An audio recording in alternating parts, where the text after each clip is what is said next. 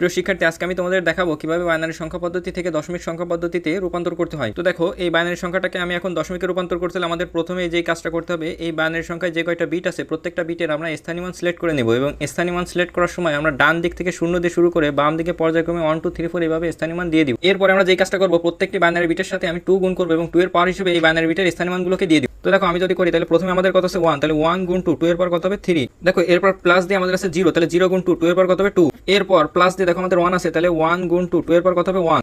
এরপরে দেখো আমাদের 1 আছে, তাহলে আমি 1 গুণ 2, 2 এর পর কত দিব 0। তো দেখো, এখন যদি আমি হিসাব করি তাহলে 2 এর পর 3 মানে হচ্ছে 8, তাহলে 8 এর সাথে 1 গুণ করলে কত হয় 8। প্লাস দিয়ে দেখো 0 এর সাথে 2 এর পর 2 গুণ করা আছে, তো 0 এর সাথে কোনো কিছু গুণ করলে সেটা 0 হয়ে যায়। এরপর প্লাস দিয়ে দেখো 1 এর সাথে 2 এর পর 1 গুণ করা আছে, তো 2 এর পর 1 মানে হচ্ছে 2 এবং 2 এর সাথে 1 গুণ করলে কত হয় 2। এরপর দেখো সর্বশেষ আমার 1 এর সাথে 2 এর পর 0 গুণ করা আছে, তো কোনো কিছুর পর 0 মানে সেটা 1 হয়ে যায়, তো 1 এর সাথে 1 গুণ করলে কত হয় 1। তো দেখো, এখন যদি আমি এই মানগুলোকে যোগ করি তাহলে কত হয়, দেখো 8 এর সাথে 2 গুণ করলে হচ্ছে 10, 10 এর সাথে 1 গুণ করলে হয় 11, তাহলে এখানে 1 1 দিয়ে আমি বেস